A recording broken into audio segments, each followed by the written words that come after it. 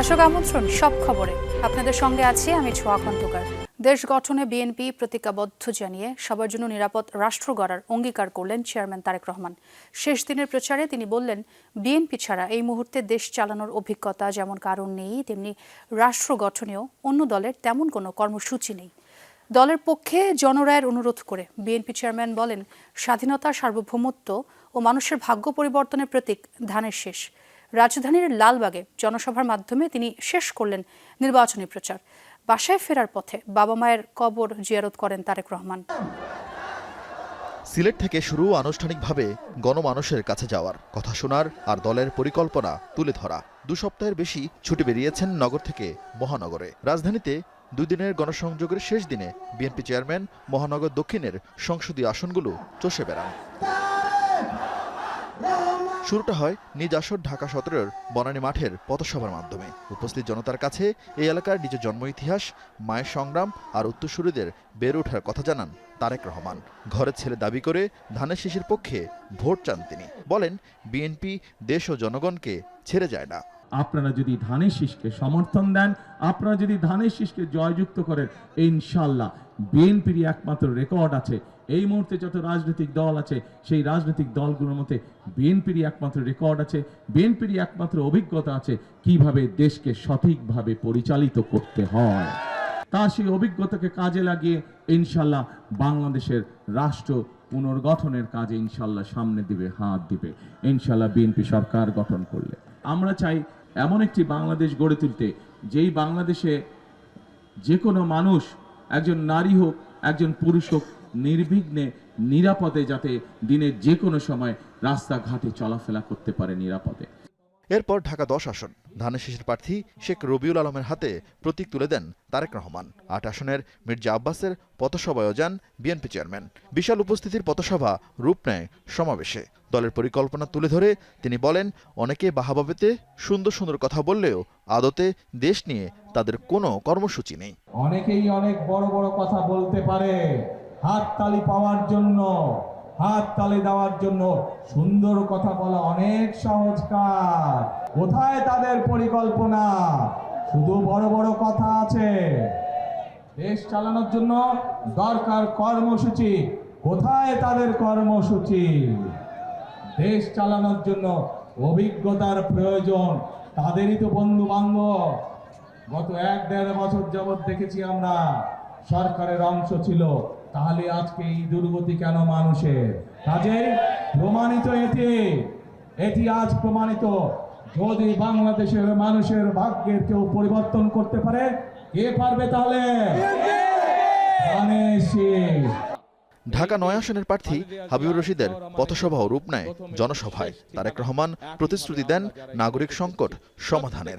সেখান থেকে যান যাত্রাবাড়ি। অংশ নেন ঢাকা 4 আসনের ধানের শীষের প্রার্থী তানভীর আহমেদ রবিনের পথসভায়। জানান, বিএনপি ক্ষমতা এলে নিম্ন আয়ের মানুষের আবাসনের ব্যবস্থা যেমন হবে, শক্ত হাতে দমন করা হবে চাঁদাবাজি, সন্ত্রাস।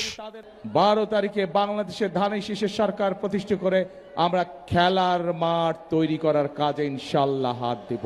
তারেক রহমানের বিশ্বাস, অতীতের মতো দেশের মানুষ উন্নয়ন আর নিরাপত্তায় ধানের শীষের পক্ষে রায় দিবে। আশ্বস্ত করেন, প্রয়াত বাবা জিয়াউর রহমান ও মা খালেদা জিয়ার দেখানো পথই হবে তার দেশ চালানোর রূপরেখা। আগামীকাল সকালে শেষ হচ্ছে ত্রয়োদশ জাতীয় সংসদ নির্বাচনের প্রচারের সময়সীমা। মায়ের পথ ধরে তারেক রহমান দেশের বিভিন্ন প্রান্তে গিয়েছেন। তার জন্য লক্ষ জনতা ছুটে আসে পথে পথে বিভিন্ন জনসভায়। তিনি দিয়েছেন তার বিশদ পরিকল্পনা, যেখানে রয়েছে সংকটের সমাধান, স্বনির্ভরতা, পাশাপাশি সুশাসন। তবে শেষ পর্যন্ত মানুষ তার এই পরিকল্পনা কতটুকু গ্রহণ করে তা জানা যাবে 12 ফেব্রুয়ারি। আরিফিন শাকিল, যমুনা নিউজ, ঢাকা। নির্বাচিত হলে আইনের শাসন নিশ্চিতের প্রতিশ্রুতি দিয়েছেন বিএনপি চেয়ারম্যান তারেক রহমান। জাতির উদ্দেশ্যে নির্বাচনী ভাষণে তিনি বলেন, সরকার গঠন করলে দুর্নীতি প্রতিরোধে সর্বোচ্চ কঠোর হবে বিএনপি। সংবিধানে ফিরিয়ে আনা হবে সর্বশক্তিমান আল্লাহর উপর আস্থা ও বিশ্বাস। 1 কোটি কর্মসংস্থানের অঙ্গীকার করে চাকরি না পাওয়া পর্যন্ত তরুণ তরুণীদের ভাতা দেওয়ার কথাও জানান তারেক রহমান। ফ্যামিলি কার্ড, কৃষক কার্ড এবং হেলথ কেয়ার চালুর কথা জানান বিএনপি চেয়ারম্যান। ভোটারদের উদ্দেশ্যে বলেন, 12 তারিখ আপনারা ধানের শীষের দায়িত্ব নিন, পরদিন থেকে আপনাদের দায়িত্ব নেবেন বিএনপির এমপিরা। বিসমিল্লাহির রহমানির রহিম। প্রিয় দেশবাসী, নির্বাচন সামনে রেখে বাংলাদেশ টেলিভিশনে জাতির উদ্দেশ্যে বিএনপি চেয়ারম্যান তারেক রহমানের ৩৭ মিনিটের ভাষণ। এ সময় ধানের শীষে ভোট চেয়ে নির্বাচিত হলে তার সরকার কি করবেন তার বিস্তারিত তুলে ধরেছেন। তারুণ্যের প্রথম ভোট ধানের শীষের জন্য হোক। ভাষণে দুর্নীতি প্রতিরোধ, আইনের শাসন নিশ্চিত এবং সরকারকে জনগণের কাছে দায়বদ্ধ করার প্রতিশ্রুতি দিয়েছেন বিএনপি চেয়ারম্যান। জানালেন, ন্যায্য রাষ্ট্রীয় সুযোগ পাবে জনগণ। দেশে দুর্নীতি নিয়ন্ত্রণে যতটা কঠোর হওয়া যায়, বিএনপি সরকার ইনশাল্লাহ ততটাই কঠোর হবে। দেশে পুনরায় আইনের শাসন প্রতিষ্ঠিত হবে ইনশাল্লাহ। সংবিধানে আল্লাহর উপর আস্থা ও বিশ্বাস প্রতিস্থাপন করা, মহানবীর আদর্শিক ন্যায়পরায়ণ শাসন নিশ্চিত করার কথা বলেছেন তারেক রহমান। জানান, প্রশ্রয় পাবে না ধর্মীয় উগ্রবাদ। সর্বশক্তিমান আল্লাহর উপর পূর্ণ আস্থা ও বিশ্বাস, এই কথাটি সংবিধানে পুনরায় সন্নিবেশিত করা হবে। কেউ যেন বিশ্বাসী মুসলমানদেরকে বিভ্রান্ত করতে না পারে, সে ব্যাপারে আমাদের সকলকে সতর্ক থাকতে হবে। ফ্যামিলি কার্ড, কৃষক কার্ড, হেলথ কেয়ার সুবিধা চালুর কথা জানান বিএনপি চেয়ারম্যান। কর্মসংস্থান সৃষ্টি ও চাকরি নিশ্চিত না হলে ভাতার বিষয়েও উল্লেখ করেন ভাষণে। বলেন, পাচার ঠেকানো গেলে অর্থায়ন সমস্যা হবে না। বিএনপি শিক্ষিত তরুণ তরুণীদের জন্য 6 মাস থেকে সর্বোচ্চ 1 বছর কিংবা কর্মসংস্থান না হওয়া পর্যন্ত বিশেষ আর্থিক ভাতা প্রদান করার সিদ্ধান্ত নিয়েছে। প্রথমবারের মতন দেশে প্রতিটি পরিবারের জন্য ফ্যামিলি কার্ড ইস্যু করার চূড়ান্ত সিদ্ধান্ত নিয়েছে। প্রশাসনে মেধার মূল্যায়ন করার প্রতিশ্রুতিও দেন বিএনপি প্রধান। যথাসময়ে পে স্কেল ঘোষণা ও বাস্তবায়নের আশ্বাসও দিয়েছেন তারেক রহমান। সরকারি কর্মকর্তা এবং কর্মচারীদের জন্য যথাসময়ে জাতীয় পে স্কেল ঘোষণা এবং বাস্তবায়ন করা হবে। ধানের শীষে ভোট দিলে দেশের বিজয় আর নিশ্চিত হবে তাবেদার মুক্ত বাংলাদেশ। দেশ পরিচালনা করতে গিয়ে সেই সময় কোনো কোনো ক্ষেত্রে হয়তো আমাদের অনিচ্ছাকৃত কিছু ভুল ত্রুটি হয়েছে। সেজন্য আমি দেশবাসীর কাছে আন্তরিকভাবে দুঃখ প্রকাশ করছি। রিমন রহমান, যমুনা নিউজ, ঢাকা।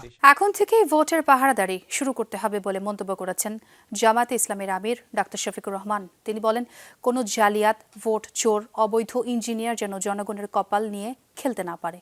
বিজয়ের মালা গলায় পরিয়ে দিয়ে তারপর ঘরে ফেরার আহ্বান জানান ডাক্তার শফিকুর রহমান। ঢাকা 13 আসনে নির্বাচনী জনসভায় জামায়াত আমির সহ 11 দলীয় ঐক্যের নেতারা নির্বাচন নিয়ে ষড়যন্ত্রকারীদের সতর্ক করেন।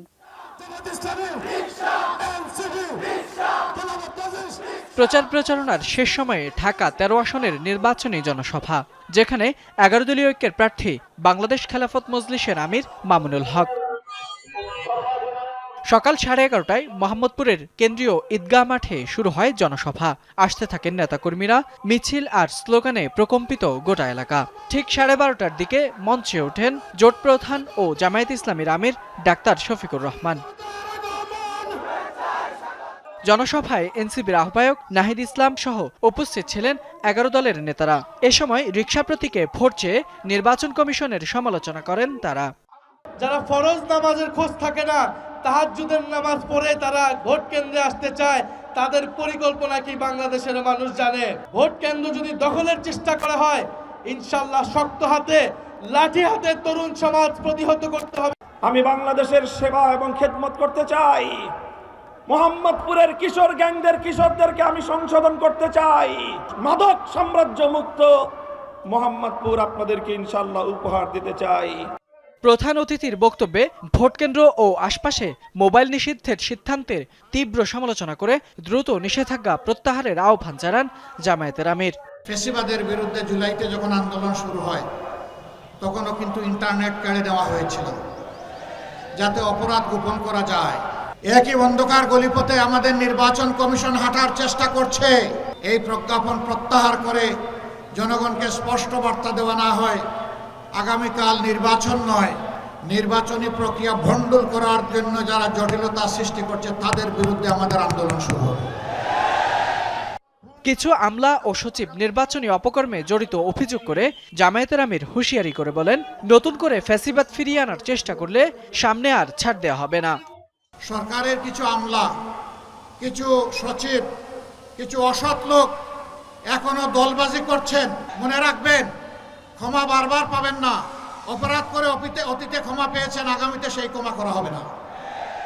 অনুরূপ যদি আবার ফ্যাসিবাদের দিকে দেশকে ঠেলে দেওয়ার কেউ দুঃসাহস করেন, জুলাইতে যেমন ফ্যাসিবাদে রুখে দেওয়া হয়েছে, আগামীতেও সেই ফ্যাসিবাদে রুখে দেওয়া হবে ইনশাআল্লাহ।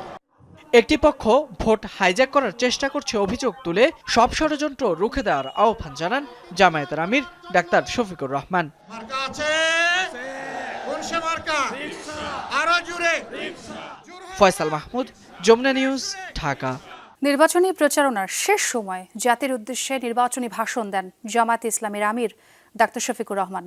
ভাষণে সততা, দক্ষতা ও কর্মসংস্থানের সুযোগ তৈরি করে দুর্নীতি, আধিপত্যবাদ ও চাঁদাবাজ মুক্ত বাংলাদেশ গঠনের জন্য জামায়াত ও 11 দলীয় জোটের পক্ষে ভোট চান তিনি। বলেন, ন্যায় বিচার প্রতিষ্ঠায় জামায়াতে ইসলামী অঙ্গীকারবদ্ধ। তারা ক্ষমতায় এলে সব ধর্মের মানুষের মৌলিক অধিকার নিশ্চিত করবেন। দেশবাসী ভাই ও বোনেরা, প্রচারের শেষ সময়ে এসে জাতির উদ্দেশ্যে বাংলাদেশ টেলিভিশনের ভাষণ দেন জামায়াতের আমির ডাক্তার শফিকুর রহমান। ক্ষমতাবানদের বিরুদ্ধে রুখে দাঁড়ানোর হিম্মত সবার হয় না। ভাষণে তিনি বলেন, আগামীতে জামায়াত ইসলামী ক্ষমতায় গেলে সততা ও ইনসাফ কায়েম হবে, সুযোগ তৈরি হবে কর্মসংস্থানের। তার বিপরীতে দুর্নীতি, আধিপত্যবাদ ও চাঁদাবাজ মুক্ত বাংলাদেশ গঠন করবে তার দল। আমরা চাই এমন বাংলাদেশ যেখানে আর কোনো দিন জনগণকে রাস্তায় নামতে হবে না। আমরা কি শোষণ, জুলুম, দুর্নীতি, চাঁদাবাজ মুক্ত রাষ্ট্র চাই? আমাদেরকে ভাবতে হবে, আমরা কি রাষ্ট্রীয় প্রতিষ্ঠানকে জবাবদিহিতার আওতায় আনতে চাই? এসব বিষয়ে যদি আমরা ইতিবাচক পরিবর্তন দেখতে চাই, তাহলে আমাদেরকে আগামী নির্বাচন নিয়ে নৈতিকভাবে ভাবতে হবে। ভাষণে দেশের নারীদের বিষয়ে বাড়তি গুরুত্ব দেন জামায়াতের আমির। বলেন, নারীরা শুধু ঘরেই থাকবে না, তাদের মূলধারার রাজনীতিতে যুক্ত করা হবে। আমরা ক্ষমতায় এলে নারীরা কেবল ঘরের ভেতরে নয়, সমাজের মূলধারার নেতৃত্বে থাকবেন সগৌরবে।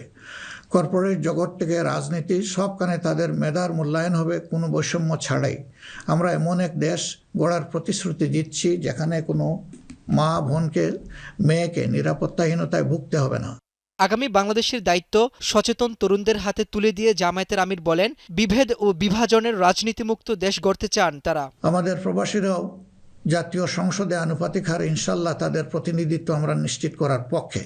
প্রবাসীদের সঙ্গত সমস্ত বিষয়গুলো আমরা গুরুত্বের সাথে বিবেচনায় নিয়ে দেশে যাতে কোনোভাবে তারা নিপীড়নের শিকার না হন, তা আমরা নিশ্চিত করব। 11 দলীয় জোটের প্রার্থীদের ভোট দিয়ে বিজয়ী করার আহ্বান জানিয়ে ভাষণ শেষ করেন জামায়াতের আমির। আমরা অন্যের ভৌগোলিক অখণ্ডতাকে সম্মান করি এবং শ্রদ্ধা করি, তেমনি সকল দেশের সাথে বন্ধুত্ব প্রতিষ্ঠাকে অগ্রাধিকার দিব। তবে আমাদের জাতীয় স্বার্থ মর্যাদা, জাতীয় উন্নয়ন, অগ্রাধিকার, আন্তর্জাতিক সম্পর্ক নির্মাণে প্রধান ভূমিকা রাখবে। রাব্বি হোসেন, যমুনা নিউজ, ঢাকা। দর্শক, যেহেতু শেষ মুহূর্ত, রাজধানীতে রাতের বেলাতেও নির্বাচনী প্রচারণা চলছে, সে খবর জানবো সহকর্মীদের কাছ থেকে। প্রথমে একটু গুলশানে যেতে চাই, সেখানে রয়েছেন সহকর্মী হাসিবুল করিম বিজয়।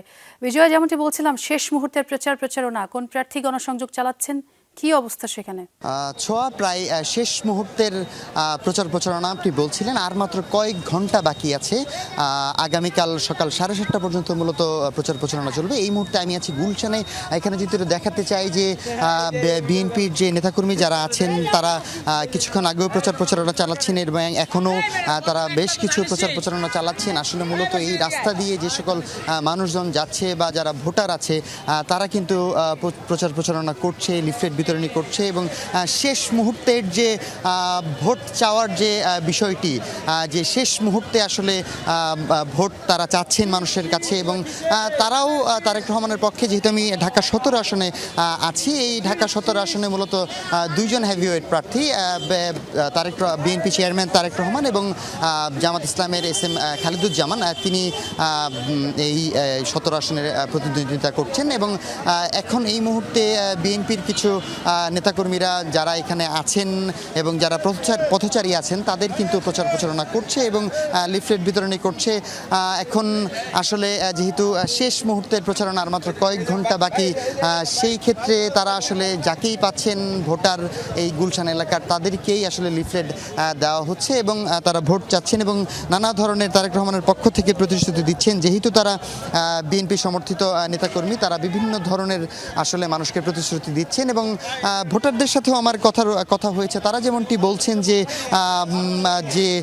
এবার আসলে যারা যোগ্য প্রার্থী তাদেরকেই মূলত আসলে তারা ভোট দিবেন এবং তারা এবার বিশ্বাসী যে এবারের নির্বাচনটা বেশ সুষ্ঠু হবে বলে এমনটাও প্রত্যাশা তারা করছে।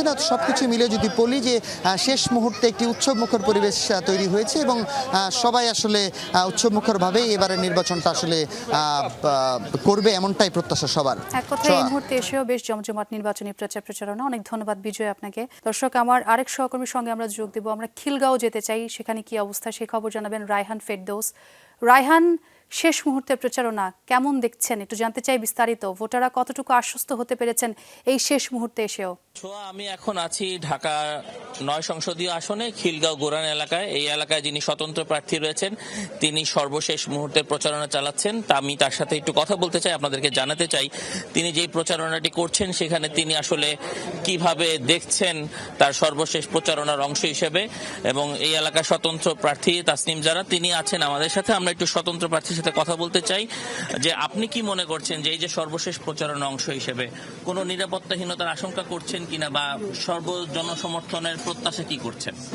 জনসমর্থন অনেক জনসমর্থন পাচ্ছি। যে এখনো এখানে আন্টি আঙ্কেলরা দাঁড়াই ছিলেন, রিক্সা থামিয়ে কথা বলে যাচ্ছেন, গাড়ি থেকে কথা বলে যাচ্ছেন, সবাই অনেক ভালোবাসা দিচ্ছেন, অনেক শুভকামনা জানাচ্ছেন। ওনারাই জানাচ্ছেন আমরা জিতে যাবো ইনশাআল্লাহ।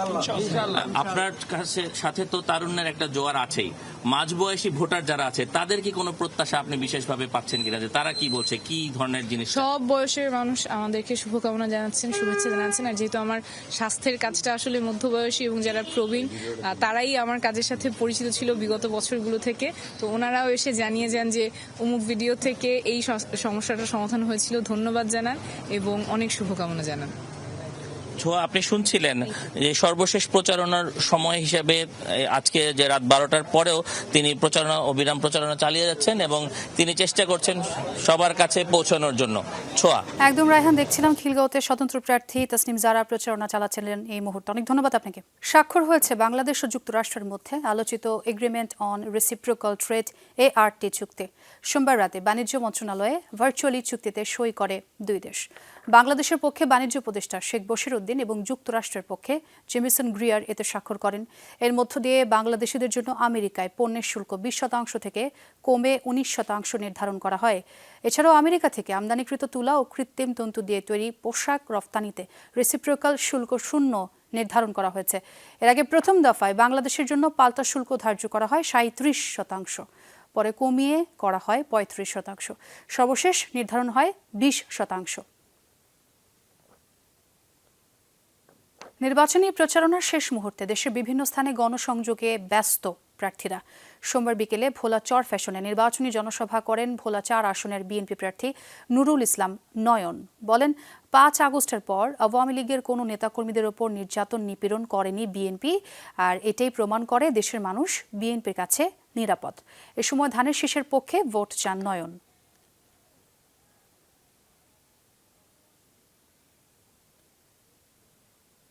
জনসভা ও গণসংযোগে সময় কাটছে নারায়ণগঞ্জ 4 আসনের বিএনপি জোটের প্রার্থী মনির হোসাইন কাশিমের। সোমবার বিকেলে ফতুল্লা থানা বিএনপির উদ্যোগে আয়োজিত সমাবেশে অংশ নেন তিনি। এ সময় 12 তারিখ সকলকে কেন্দ্রে গিয়ে ধানের শীষে ভোট দেওয়ার পাশাপাশি কেন্দ্র পাহারা দেওয়ার আহ্বান জানান। সোমবার সন্ধ্যায় পঞ্চগড় উচ্চ বিদ্যালয় মাঠে নির্বাচনী জনসভায় অংশ নেন পঞ্চগড় 1 আসনে 11 দলীয় জোটের প্রার্থী সার্জিস আলম। ভোটারদের উদ্দেশ্যে নিজের উন্নয়ন পরিকল্পনা তুলে ধরেন তিনি। স্বাস্থ্যসেবার আধুনিকায়ন, মেডিকেল কলেজ স্থাপন ও শ্রমিকদের জন্য কল্যাণ ট্রাস্ট গঠনের আশ্বাস দেন তিনি।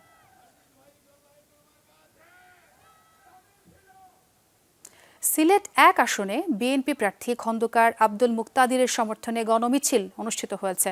সোমবার বিকেলে নগরীর আলিয়া মাদ্রাসা মাঠ থেকে মিছিলটি বের হয়ে বিভিন্ন সড়ক প্রদক্ষিণ করে।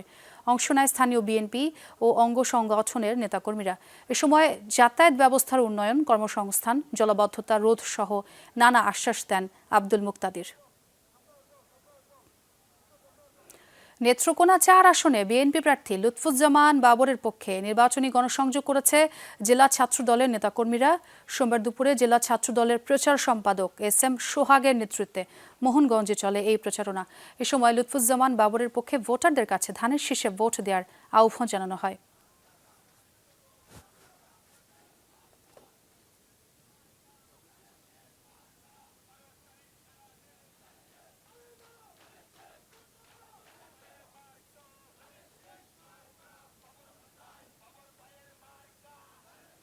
মাদারীপুর 1 আসনের বিএনপি প্রার্থী নাদিরা আক্তারের পক্ষে হয়েছে বিশাল জনসভা।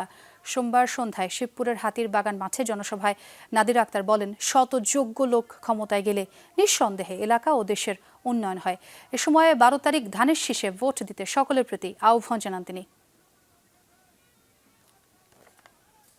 দর্শক, প্রচারণার আরও খবরাখবর জানবো, তবে রাজধানীর বাইরে যেতে চাই। বগুড়া থেকে যুক্ত হচ্ছেন সহকর্মী মেহরুল সুজন। সুজন, এই কয়দিন তো আপনি প্রার্থীদের প্রচারণার খবর সংগ্রহ করেছেন, একটু জানাবেন তারা আচরণ বিধি কতটুকু মেনে প্রচারণা চালিয়েছেন এবং ভোটারদের কতটুকু আশ্বস্ত করতে পেরেছেন ভোট কেন্দ্রে যাওয়ার জন্য? 7টি সংসদীয় আসনে কিন্তু সকাল থেকেই নির্বাচনী প্রচারণায় ব্যস্ত আমরা দেখেছি। বগুড়ার মোটামুটি যে 7টি আসনের 34 জন প্রার্থী রয়েছে সবাইকেই আমরা দেখেছি ব্যস্ত দিন কাটাতে, এবং আপনি নিশ্চয়ই দেখতে পাচ্ছেন, আপনার মাধ্যমে দর্শকদের একটু দেখানোর চেষ্টা করছি যে বিএনপির নেতাকর্মীরা কিন্তু এখনও তাদের প্রার্থী বগুড়া সদর 6 আসনের উপশহর এলাকায় আমরা রয়েছি। এই মাঝরাতেও কিন্তু তারা প্রচারণা চালিয়ে যাচ্ছেন, এবং আর মাত্র যেহেতু 7 থেকে 7.5 ঘন্টার মতো বা 7 ঘন্টার মতো রয়েছে প্রচারণার, তারা আসলে এই নির্বাচনী এলাকায় চেষ্টা করছেন যে এই অল্প সময়ের মধ্যেই বাকি যে সময়গুলো রয়েছে সবগুলো এলাকায় অন্তত পৌঁছানোর চেষ্টা করছেন।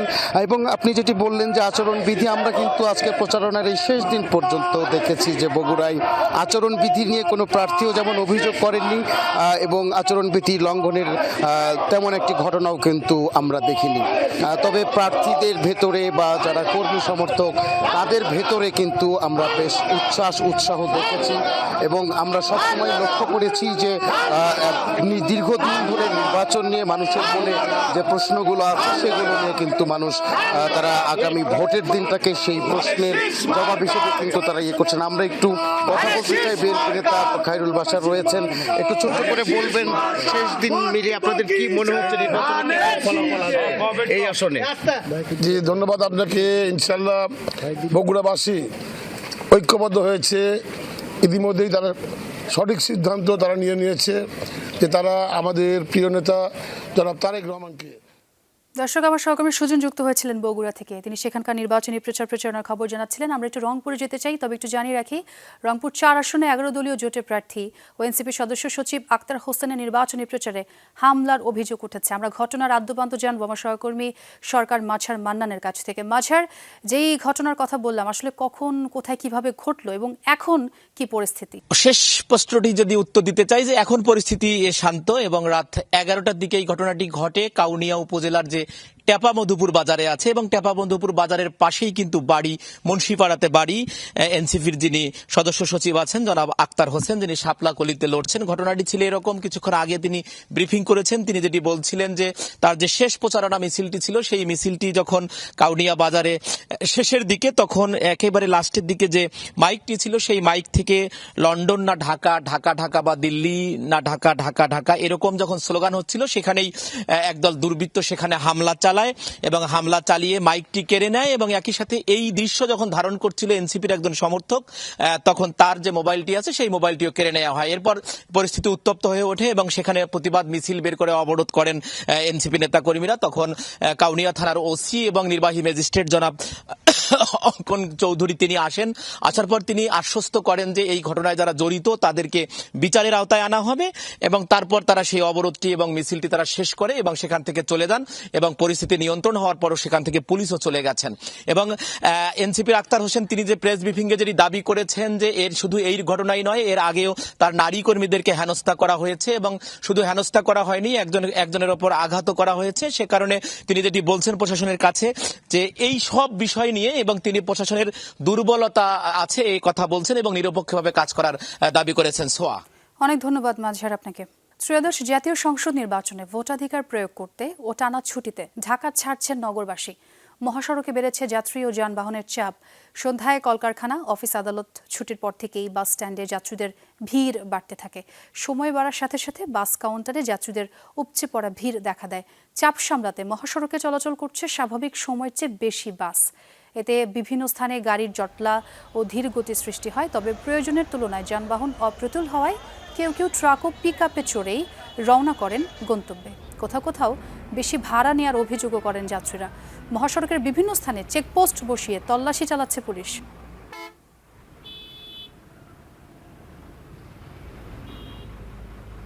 দর্শক, আমরা একটু বর্তমান অবস্থা জানবো। টঙ্গী বাস স্ট্যান্ড থেকে যুক্ত হচ্ছেন সহকর্মী পলাশ প্রধান। পলাশ, সড়কে যানবাহন ও যাত্রী চাপ এখন কেমন দেখছেন? এখনো কি জটলাই রয়েছে এবং যাত্রীরা যে বাড়তি ভাড়া নেওয়ার অভিযোগটি করেছে সেটি সম্পর্কেও জানতে চাই। ছোঁয়া, আমি যদি প্রথম একটি দৃশ্য দেখাই, সেটি হচ্ছে যে আমার কর্মী তারা বলছিল যে 17 বছর পর যে একটি উৎসবমুখর একটি নির্বাচন হবে, সেই নির্বাচনকে কেন্দ্র করে মূলত তারা কয়েকটি পরিবার মিলে তারা রংপুরের উদ্দেশ্যে যাচ্ছে। তাদের সাথে আমি সকলের সাথে কথা বলেছিলাম, তারা সকলেই এই যে শীত বা 3 ঘন্টা যাবত এখানে বসে রয়েছে, এটি আসলে এই যে কষ্ট, এটি মূলত বাড়িতে যাবে জানিয়েছিল। তবে সার্বিক যদি ঢাকা ময়মনসিংহ মহাসড়কের কথা বলি এবং ঢাকা সেটি এবং এই যে পরিবহনটি রয়েছে, এখানে যারা যাত্রী রয়েছে যারা সকলে কিন্তু তারা এত পরিমাণে ভাড়া দিয়ে যাচ্ছে যেটা আসলে ব্যক্তিগত বা হাইস গাড়ি দিয়ে তারা যেতে পারতো, এত অধিক ভাড়া নিয়েই মূলত তারা তাদের গ্রামে বাড়ি দিয়ে যাচ্ছে। আমরা কিছুক্ষণ আগে কিন্তু ট্রাফিকের ঊর্ধ্বতন কয়েকজন কর্মকর্তার সাথে কথা বলছিলাম যে এয়ারপোর্ট থেকে শুরু করে গাজীপুর চৌরাস্তা এবং চন্দ্রা এন্ড টাঙ্গাইল দিয়ে কিন্তু বেশ অনেকটুকু যানজট সৃষ্টি হয়েছে, যেটি আসলে কখন নাগাদ এটি যানজট নিরসন হবে সেটি কিন্তু আসলে বলা খুবই মুশকিল। ঠিক পাশের একটি ট্রাক রয়েছে এখানে, এটিও আসলে রংপুরের উদ্দেশ্যে যাবে। সেই এখানে যারা যাত্রীরা যারা রয়েছে তারাও কিন্তু বলছিল যে তারা ঠিক একইভাবে আজকে পরিবার পরিজন নিয়ে তারা তাদের যাচ্ছেন, ঠিক একইভাবে আজকে পরিবার পরিজন নিয়ে তারা, আমি যদি একই উদ্দেশ্যে রাজধানী চাচ্ছে যে আগামী কয়েকদিনের মধ্যে নির্বাচন আসবে, সেই নির্বাচনে পরিবার পরিজন এবং নিকটতম আত্মীয়দের সাথে নিয়ে ভোট দেবে। সেই পলাশ, একই সাথে যাত্রী চাপ এবং সড়কে যানবাহনের যে জটলা, দুটোই দেখছিলাম আপনার মাধ্যমে। ধন্যবাদ আপনাকে। শেষ মুহূর্তের প্রচারণায় ব্যস্ত সময় পার করছেন ঢাকার বিভিন্ন আসনের বিএনপি প্রার্থীরা। সকাল থেকেই বিভিন্ন জায়গায় চলছে জনসংযোগ। বিএনপির নির্বাচনী ইশতেহারের পাশাপাশি আসন ভিত্তিক নানা উন্নয়নের প্রতিশ্রুতি দিচ্ছেন প্রার্থীরা। ধানের শীষের পক্ষে ঢাকা 11 আসনে এম এ কাইয়ুমের সমর্থনে মিছিল এটি। রাজধানীর উত্তরবাড্ডা থেকে শুরু হয়ে মিছিলটি রামপুরায় বিটিভি কার্যালয়ে গিয়ে শেষ হয়। এ সময় ধানের শীষ স্লোগানে মুখরিত হয়ে ওঠে রামপুরা বাড্ডা এলাকা।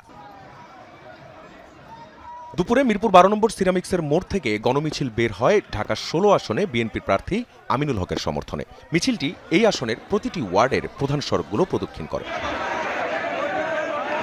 বিকেলে মিরপুর 12 নম্বর সি ব্লক এলাকা থেকে শুরু করা মিছিল 11 ও 10 নম্বরের প্রতিটি গুরুত্বপূর্ণ সড়ক প্রদক্ষিণ করে। আমিনুল হক বলেন, নির্বাচিত হলে প্রতিটি পাড়া মহল্লার জন্য নেয়া উন্নয়ন পরিকল্পনাগুলো অক্ষরে অক্ষরে বাস্তবায়ন করবেন। আমার এলাকার সাধারণ মানুষের ভোটে নির্বাচিত হলে ইনশাল্লাহ আমরা এই প্রত্যেকটি পরিকল্পনা অক্ষরে অক্ষরে আমি বাস্তবায়ন করব ইনশাল্লাহ। শেষ দিনের প্রতিটি মুহূর্ত কাজে লাগাতে প্রচারণায় ব্যস্ত ঢাকা 14 আসনের প্রার্থী। এ আসনের 4.5 লাখ ভোটারের অর্ধেকই নারী, যাদের অনেকেই কর্মজীবী। বিএনপি প্রার্থী বলেন, নারী পুরুষ সকল কর্মজীবীদের জীবনমান উন্নয়ন ও নিরাপত্তা নিশ্চিত করবেন। সড়কপথে যোগাযোগ বিচ্ছিন্ন কাউন্দিয়া এলাকায় গণসংযোগ করেন সানজিদা ইসলাম তুলি। বলেন, জয়ী হলে অগ্রাধিকার ভিত্তিতে কাউন্দিয়ার সাথে ঢাকার সড়কপথে যোগাযোগের ব্যবস্থা করবেন। কাউন্দিয়াবাসীর জন্য প্রথম বার্তা শুরু হবে ইনশাআল্লাহ ব্রিজটা দিয়ে, বাকি সবকিছু পরিকল্পনা মাফিক চলবে। ঢাকা 17 আসনে তারেক রহমানের পক্ষে নির্বাচনী বৈঠক করেন বিএনপি চেয়ারম্যানের উপদেষ্টা কাউন্সিলের সদস্য নাজিমুদ্দিন আলম। মহাখালী মডেল স্কুল মাঠে জিয়া শিশু কিশোর সংগঠনের এই আয়োজনটি ছিল শিশু কিশোরদের নিয়ে তারেক রহমানের স্বপ্ন ও ভাবনার আসর এবং নির্বাচনী বৈঠক। বক্তারা বলেন, বিএনপি সরকার গঠন করলে পূরণ হবে শিশুদের স্বপ্ন, খেলাধুলার জন্য রাজধানীতে হবে 40টি খেলার মাঠ। প্রচারণার শেষ দিনে ঢাকা 18 আসনের তুরাগ এলাকায় গণসংযোগ করেন ধানের শীষের এস.এম. জাহাঙ্গীর হোসেন। সকাল থেকে শুরু হওয়া গণসংযোগে কয়েক হাজার দলীয় নেতাকর্মী, সমর্থক ও সাধারণ মানুষ অংশ নেন। আখলাকুস সাফা, যমুনা নিউজ, ঢাকা। প্রচারণার শেষ দিনে ব্যস্ত সময় কাটছে রাজধানীর 11 দলীয় জোটের প্রার্থীদেরও। নির্বাচনের সার্বিক পরিবেশ নিয়ে তাদের পর্যবেক্ষণ ভিন্ন। কেউ বলছেন এখনো পরিবেশ সৌহার্দ্যপূর্ণ, আর কারো অভিযোগ কালো টাকা আর অস্ত্রের ছড়াছড়ি নিয়ে। নির্বাচনে জয়ী হলে নতুন আঙ্গিকে সরকার পরিচালনার আশ্বাস দিচ্ছেন সব প্রার্থী। ঢাকা 17 আসনে বিএনপি চেয়ারম্যানের প্রতিদ্বন্দ্বী প্রচারণায় বেশ সরব। দাঁড়িপাল্লার এই প্রার্থী ডাক্তার এস.এম. খালিদুজ্জামান সোমবার তার সমর্থনে মিছিল করেন জামায়াতের নেতাকর্মীরা। এটি গুলশান 2 নম্বর চত্বরে শুরু হয়ে গুলশান 1-এ গিয়ে শেষ হয়। সামনের সারিতে ছিলেন জামায়াতের নারী নেত্রীরা। আমরা এমন একটা পরিবর্তিত সমাজ চাই যেখানে প্রত্যেকটা মানুষ এই সমাজের যে কোনো শ্রেণীর মানুষ নির্বিঘ্নে হাঁটতে পারবে, তার স্বাধীনতা নিয়ে হাঁটতে পারবে। যেটা সমাজ থেকে দুর্নীতি নির্মূল হোক, সন্ত্রাস নির্মূল হোক, চাঁদাবাজ নির্মূল হোক। ঢাকা ৬ আসনে গণমিছিল করেন জামাতের ডক্টর আব্দুল মান্নান। টিকাটুলি থেকে সূত্রাপুর, ওয়ারী, গ্যান্ডারিয়া বিভিন্ন এলাকায় নেতাকর্মীদের সাথে নিয়ে প্রচারণা চালান তিনি।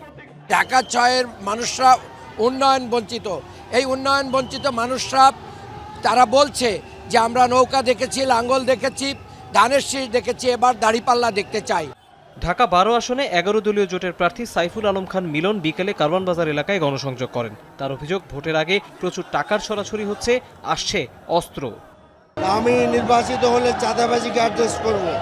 মাদক সমস্যা আছে এখানে, এবং আর একটা সমস্যা হলো আমাদের গ্যাস নাই, পানি নাই, আমাদের জলবদ্ধতা আছে। নিজেদের নির্বাচনী এলাকায় ছুটে বেরিয়েছেন এনসিপির প্রার্থীরাও। জোটে নারী সমর্থকদের উপর হামলা ও নিপীড়নের প্রতিবাদে মিছিল করেন তারা। পরে পদযাত্রা করেন ঢাকা ১৮ আসনে শাপলাকলি প্রার্থী আরিফুল ইসলাম আদিব। সবাইকে ভোট কেন্দ্রে যাওয়ার আহ্বান জানান ঢাকা ৮ আসনে এনসিপি প্রার্থী নাসির উদ্দিন পাটোয়ারি। অভিযোগ, তার নির্বাচনী ক্যাম্পে কুপিয়ে আহত করা হয়েছে ৪ জনকে। 11 দলীয় জোটের নেতৃত্বে কোন জামায়াতের সরকার হবে না, এনসিপির সরকার হবে না। বাংলাদেশের 18 কোটি মানুষের 12 তারিখের পরে জনগণের সরকার গঠন হবে বাংলাদেশে। নির্বাচনের আনুষ্ঠানিক প্রচারণার সময় শেষ হবে মঙ্গলবার সকাল 7:30টায়। তৌহিদ হোসেন, যমুনা নিউজ, ঢাকা। মোবাইল নিয়ে সাংবাদিকদের ভোট কেন্দ্রে প্রবেশে নিষেধাজ্ঞা প্রত্যাহার করেছে নির্বাচন কমিশন। বিকেলে সাংবাদিকদের এই তথ্য নিশ্চিত করেছেন ইসি সচিব আক্তার আহমেদ। এর আগে ভোট কেন্দ্রের 400 গজের মধ্যে দায়িত্বপ্রাপ্ত presiding officer, police incharge, Ansar সদস্য ছাড়া কেউ মোবাইল ফোন নিয়ে প্রবেশ করতে পারবে না এমন নির্দেশনা দিয়ে বিজ্ঞপ্তি প্রকাশ করে ইসি। এছাড়া দিনব্যাপী বিভিন্ন রাজনৈতিক দলের প্রতিনিধিরা যায় কমিশনে, আসে টিআইবির একটি প্রতিনিধি দলও। ভোট কেন্দ্রে মোবাইল ব্যবহারের যে নিষেধাজ্ঞা দেয় নির্বাচন কমিশন, তা প্রকাশিত হওয়া মাত্র শুরু হয় সমালোচনার ঝড়। তবে নিষেধাজ্ঞা জারির পরদিনই তা তুলে নেওয়া হয়। বিষয়টি নিয়ে বিস্তারিত জানান ইসি সচিব। মোবাইল ফোন নিয়ে ভোটাররা ভিতরে যাবেন, প্রার্থীরা যাবেন, তাদের এজেন্টরা যাবেন, তারা ছবি তুলবেন, কিন্তু গোপন কক্ষ যেখানে স্টাম্পিং হয় সেখানে করবেন না। সচিব জানান, নির্বাচন উপলক্ষে 5 শতাধিক বিদেশি পর্যবেক্ষক ও সাংবাদিক আসছেন। দাবি করেন, ভোট নিয়ে কোনো শঙ্কা নেই। মঙ্গলবার থেকে ডিজিটাল প্রচারণা মনিটরিং হবে বলেও জানান তিনি। মিছিল, মিটিং, শোডাউন ইত্যাদি ইত্যাদি এগুলো বন্ধ হবে। সামাজিক যোগাযোগ মাধ্যমে আমরা আশা করব যে যোগাযোগ মাধ্যমে যেন এই প্রচারণাগুলো বন্ধ থাকে। মনিটরিং এর ব্যবস্থা আছে, আমরা এখানে করি। এর আগে নির্বাচন কমিশনে যায় 11 দলীয় জোট ও ইসলামী আন্দোলনের প্রতিনিধি দল। মোবাইল ব্যবহারে ইসির বিধিনিষেধের সমালোচনা করেন তারাও। এছাড়া সিইসির সাথে বৈঠক করতে যান কাদের সিদ্দিকী ও সাদেক কায়েম। এই নির্বাচনে অংশগ্রহণমূলক হয়ে উঠছে না, এটা সত্য, কিন্তু পরে হবে। এই নির্বাচনের মধ্য দিয়ে পরে অবাধ, নিরপেক্ষ, অংশগ্রহণমূলক নির্বাচন হবে। কারচুপি নির্বাচন যদি কেউ করতে চায়, সেটা আমরা বাংলাদেশের তরুণরা বেঁচে থাকতে, জুলাইয়ের প্রজন্ম বেঁচে থাকতে আমরা সেটা হতে দিব না। এমন কোনো চিঠি সার্কুলার ওনারা হুট করে যাতে না দেন, যেটা নিয়ে আমাদের এবং দেশবাসীর উদ্বেগ উৎকণ্ঠা তৈরি হয়। একটি নির্দিষ্ট দলের প্রার্থীকে শোকজ করলে সাথে সাথে ওই দিন বা পরের দিনের মধ্যে ওই অফিসার সেখান থেকে উইথড্র হয়ে যাচ্ছেন। শীতকাল হওয়ায় অনেকেই অতিরিক্ত পোশাক পরিহিত অবস্থায় থাকবেন, তো সেক্ষেত্রে তারা যদি লোকচক্ষুর অগোচরে যদি কিছু করেন, এটা কিভাবে দেখবেন? এছাড়া টিআইবির একটি প্রতিনিধি দল যায় ইসিতে। পরে সংস্থাটির নির্বাহী পরিচালক ইফতেখারুজ্জামান বলেন, দেশের নারী, আদিবাসী, লৈঙ্গিক বৈচিত্র্যের মানুষ সহ অনেকেই ঝুঁকিপূর্ণ অবস্থায় আছে। নির্বাচনের পূর্ববর্তী যে সময়টুকু আছে এবং সামনে নির্বাচনের দিন, তারা সমান প্রতিযোগিতার ক্ষেত্রে যা বোঝায় সেটা নিশ্চিত করে তারা নিজেরা তাদের ভোটের অধিকারটা চর্চা করতে পারবে কিনা, সেটি নিয়ে আমাদের উদ্বেগের যথেষ্ট কারণ রয়েছে। তিনি জানান, ইসির আইন শৃঙ্খলা মনিটরিং সেলকে উদ্বেগের কথা জানানোর পর তারা প্রয়োজনীয় ব্যবস্থা গ্রহণের আশ্বাস দিয়েছেন। আমাদের উদ্বেগগুলো তাদের কাছে জানিয়েছি। তানফির মৌসুম, যমুনা নিউজ, ঢাকা। নির্বাচন হবে অবাধ, সুষ্ঠু। আগামী রাজনৈতিক কাঠামোতে আসবে অভূতপূর্ব পরিবর্তন। ফরেন সার্ভিস একাডেমিতে ব্রিফিংয়ে প্রধান উপদেষ্টার এমন আশাবাদের কথা জানিয়েছে তার প্রেস উইং। প্রেস সচিব শফিকুল আলম জানান, গণভোটে হ্যাঁ জয়ী হলে দেশের ভবিষ্যৎ বদলে যাবে বলেও আশা ডক্টর ইউনূস স্যার। অন্তর্বর্তী সরকারের তেমন ব্যর্থতা নেই দাবি করে তিনি বলেন, শান্তি শৃঙ্খলা ফিরিয়ে আনাই সরকারের বড় সাফল্য। রাজনৈতিক দলগুলো এখন পর্যন্ত দায়িত্বশীল ভূমিকা রাখছে উল্লেখ করে প্রেস উইং জানায়, ভোটের আগেই জাতির উদ্দেশ্যে ভাষণ দেবেন প্রধান উপদেষ্টা। সকালে প্রধান উপদেষ্টার সভাপতিত্বে অনুষ্ঠিত হয় উপদেষ্টা পরিষদের শেষ বৈঠক। এতে পর্যালোচনা হয় অন্তর্বর্তী সরকারের নেয়া বিভিন্ন এজেন্ডা। আলোচনা হয় জাতীয় সংসদ নির্বাচন ও গণভোট নিয়েও। আজকে সম্ভবত আমাদের পরে ফরেন সার্ভিস একাডেমিতে ব্রিফ করে প্রেস উইং। প্রধান উপদেষ্টার প্রেস সচিব বলেন, ত্রয়োদশ জাতীয় সংসদ নির্বাচন সুষ্ঠু ও উৎসবমুখর হবে। আওয়ামী লীগের নির্বাচন বানচালের কোনো এখতিয়ার নেই বলেও মন্তব্য করেন তিনি। আওয়ামী লীগ খালি অনলাইনে আছে এবং অনলাইনে থাকার কারণ হচ্ছে ওরা এত টাকা বাইরে নিয়ে গেছে। প্রেস সচিব জানান, প্রধান উপদেষ্টার আশা গণভোটে হ্যাঁ জিতলে এবার দেশের ভবিষ্যৎ বদলে যাবে। উনি বলেছেন যে এবারের নির্বাচন সুষ্ঠু এবং শান্তিপূর্ণ হবে। নির্বাচন রাজনৈতিক কাঠামোর মধ্যে একটা অভূতপূর্ব চেঞ্জ নিয়ে আসবে, নির্বাচন এবং রেফারেন্ডাম। উনি আশা করছেন যে এইবারে নির্বাচন মানে অন্যান্য যে কোনো বারের নির্বাচনের চেয়ে ভালো হবে। আর আবার গণভোটে হা ভোট জিতলে উনি বললেন যে বাংলাদেশের ভবিষ্যৎ সুন্দরভাবে নির্মিত হবে। শফিকুল আলম দাবি করেন, এই সরকারের তেমন ব্যর্থতা নেই। সবচেয়ে বড় সফলতা শান্তি ও শৃঙ্খলা ফিরিয়ে আনা। আমি মনে করি না এই গভর্নমেন্টের ব্যর্থতা তেমন একটা আছে। যে ভয়ানক ক্রাইম করেছিলেন আগের স্বৈরাচার, তার জন্য বিচার করা হয়েছে। দেশকে একটা ভালো ইলেকশনের দ্বার প্রান্তে নিয়ে আসা হয়েছে এবং আমরা আশা করি দেশের ইতিহাসের one of the best election হবে। দেশের আমরা একটা বলিষ্ঠ ফরেন পলিসি পেয়েছি। আমরা চেষ্টা করেছি আমাদের সর্বোচ্চ করাপশনটা কমিয়ে আনার জন্য। প্রধান উপদেষ্টার উপপ্রেস সচিব জানান, নির্বাচন পর্যবেক্ষণে বিদেশ থেকে ৩৩০ জন পর্যবেক্ষক আসবে। সবচেয়ে বড় দলটি ইউরোপীয় ইউনিয়নের। ওকে ধরে এনে আপনার অবজারভার হিসেবে আপনাদের সামনে উপস্থাপন করে এবং তাদের কাছ থেকে নির্বাচন সম্পর্কে সার্টিফিকেট নেওয়াটা আমাদের ইন্টারিম গভর্নমেন্টের লক্ষ্য ছিল না। এর আগে সকালে শেষ মুহূর্তে সচিবদের সাথে বৈঠক করেন প্রধান উপদেষ্টা ডক্টর মোহাম্মদ ইউনূস। আমাদের সবচেয়ে বড় সাকসেস। লামিয়া তিথি, যমুনা নিউজ, ঢাকা। ভোটের লড়াইয়ে এবার উত্তরাঞ্চলের ৭২ আসন জয় পরাজয়ে বড় ভূমিকা পালন করবে। সেই সমীকরণে প্রচারের শেষ দিনে বিএনপি জামায়াত দুই দলের প্রার্থীরাই চষে বেরিয়েছেন ভোটার মাঠ। দুই দলের শীর্ষ নেতারা উত্তরে বেশি আসন জয়ে আশাবাদী। বিএনপি মহাসচিব মির্জা ফখরুল ইসলাম আলমগীর সরকার গঠনের আশা ব্যক্ত করে ভোট চেয়েছেন। অন্যদিকে জামায়াত প্রার্থীরা এবার তাদের পক্ষে ভোটাররা থাকবে বলে আশাবাদী। উত্তরের কয়েক জেলা ঘুরে আরও জানাচ্ছেন সহকর্মী আলমগীর স্বপন। ঠাকুরগাঁও কোর্ট চত্বরের বটতলায় ক্লায়েন্টের সাথে আইনি পরামর্শে ব্যস্ত উকিলরা। এর ফাঁকে দুদিন পরের ভোটের আলাপও থেমে নেই। তারা বলছেন, দীর্ঘদিন পর প্রতিদ্বন্দ্বিতাপূর্ণ ভোট, তাই যোগ্য প্রার্থী বাছাইয়ের জন্য মুখিয়ে আছেন। সবাই সবার প্রার্থীকে নিয়ে আনন্দিত, সবাই সবার প্রার্থীর জয়ের জন্য আশাবাদ ব্যক্ত করছে। এখন লোক ভোট দিতে পারছে বা ভোট দিতে যাবে, এটা একটা উৎসবমুখর পরিবেশ আছে। যে গণতান্ত্রিক যে একটা প্রতিষ্ঠিত হচ্ছে, এটা একটা দৃষ্টান্তমূলকই হচ্ছে। পঞ্চগড়ের বোদা উপজেলার সাতকামলার চায়ের দোকানেও ভোটের আলাপ। কেমন হবে দিনটি, কতটা অবাধ সুষ্ঠু হবে লড়াই, এই নিয়েই আড্ডা তাদের। 17 বছর পর নির্বাচন পাইছে, মানুষ তো ভোট দিতে যাবেই। এর আগে ভোট দিতে গেছিলাম, ভোট দিতে পারি নাই, ভোট দেওয়া হয়ে গেছে আমাদের। উত্তরাঞ্চলের রাজশাহী ও রংপুর বিভাগে ৭২টি নির্বাচনী আসন। এর মধ্যে ২০০১ সালে রাজশাহীর ৩৯ আসনের ৩৩টি বিএনপি আর জামায়াত পেয়েছিল ৩টি। অন্যদিকে রংপুরের ৩৩ আসনের মধ্যে বিএনপি ৯ এবং জামায়াত জয়ী হয়েছিল ৪টি আসনে। ২০০৮ সালের নির্বাচনে এই দুই দলের কোনো প্রার্থী জয়ী হয়নি রংপুরের কোনো আসনে। আর রাজশাহীতে বিএনপি ৮টি পেলেও এখানে জামায়াতের অর্জন ছিল 0। দুই বিভাগের ৬২টি আসন জিতেছিল আওয়ামী লীগ, জাপা। আওয়ামী লীগের অনুপস্থিতিতে এসব আসন জয়ে এবার মরিয়া বিএনপি, জামায়াত। তাদের সঙ্গে যে ছিল পীর সাহেব, উনি বলেছেন জামাতে ইসলাম হচ্ছে পৃথিবীর মধ্যে সবচেয়ে বড় মিথ্যাবাদী। এই একটা দলকে ভোট দিয়ে আমরা তো আমাদের ঈমান নষ্ট করে ফেলবো। কোনো জায়গায় তারা আমাদের ভোট কর্মীদের গায়ে আঘাতও করছে। এভাবেই নানা প্রতিবন্ধকতার মধ্যেও জনগণের ভালোবাসা নিয়ে আমরা এগিয়ে যাচ্ছি। চেয়ারম্যান চলা অবস্থায় 1 টাকার দুর্নীতি, কোনো অন্যায় অবিচার আমার দ্বারা হয়নি। আশাবাদী তার চেয়ে বেশি ভোটে আমি জিতবো মনে হচ্ছে। উত্তরাঞ্চলের 16 জেলার প্রার্থীরা প্রচারণার শেষ দিনে ব্যস্ত সময় কাটিয়েছেন, আশাবাদী জয়ে।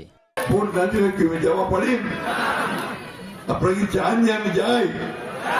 যদি চান তাহলে একটু হাত তুলে দেখেন যে প্রধানের সিটে ভোট দিবেন। এমনিতেই এখানে সকল জরিপগুলো বলছে এখানে জামাত হয়তো 1-2টা সিট হয়তো এদিক ওদিক হতে পারে। আমরা মনে হয় যে শতভাগ 2-1টা বাদ যেতে পারে। আমার 25-এর উপরে হয়তো আমরা দাঁড়িপাল্লা বিজয় হওয়ার সম্ভাবনা বেশি। তারা আশা করছেন ভোট শান্তিপূর্ণ হবে, কার্যক্রম নিষিদ্ধ আওয়ামী লীগ না থাকলেও কেন্দ্রে যাবেন তাদের সমর্থক ভোটাররা। ভোটের মাঠে নেই আওয়ামী লীগ, ক্ষয়িষ্ণু জাতীয় পার্টি। এই অবস্থায় বিএনপি কিংবা জামায়াতের ক্ষমতায় যাওয়ার ক্ষেত্রে বড় ফ্যাক্টর উত্তরাঞ্চলের 72 আসন। শেষ মুহূর্তের প্রচারণায় দুই বড় দলই চেষ্টা করছে ভোটারদের কাছে টানার। তবে শেষ পর্যন্ত কোন দল ক্ষমতায় যাবে তা জানা যাবে 12 ফেব্রুয়ারি ভোটের দিনে। আলমগীর স্বপন, যমুনা নিউজ, ঠাকুরগাঁ। সাভারের চাপাইন এলাকায় ভোররাতে সেনাবাহিনীর বিশেষ অভিযানে তালিকাভুক্ত সন্ত্রাসী ও মাদক ব্যবসায়ী গালিব ইমতিয়াজ নাহিদকে তার 2 সহযোগী সহ গ্রেফতার করা হয়েছে। সুনির্দিষ্ট গোয়েন্দা তথ্যের ভিত্তিতেই সেনাবাহিনীর 46 স্বতন্ত্র পদাতিক ব্রিগেডের অধীনস্থ বসিলা আর্মি ক্যাম্প অভিযানটি পরিচালনা করে। অভিযান চলাকালে গ্রেফতারকৃতদের কাছ থেকে উদ্ধার করা হয় 3টি পিস্তল, একাধিক ম্যাগাজিন, বিভিন্ন ধরনের গোলা বারুদ এবং দেশীয় অস্ত্র। তবে অভিযানের আগেই তাদের এক সহযোগী পালিয়ে যায় বলে জানায় সেনাবাহিনী। গ্রেপ্তার আসামিরা অস্ত্র বিক্রি করত, তারা বিভিন্ন সময় অস্ত্র বিক্রি করে আসছিল। সেনাবাহিনী আরও জানায়, গত 15 দিনে রাজধানীর বিভিন্ন এলাকা থেকে একাধিক অবৈধ অস্ত্র এবং পৃথক অভিযানে বিপুল পরিমাণ ইয়াবা উদ্ধার করা হয়েছে। গ্রেপ্তারকৃতদের দেয়া তথ্য যাচাই বাছাই করেই অভিযান পরিচালনা করা হয়।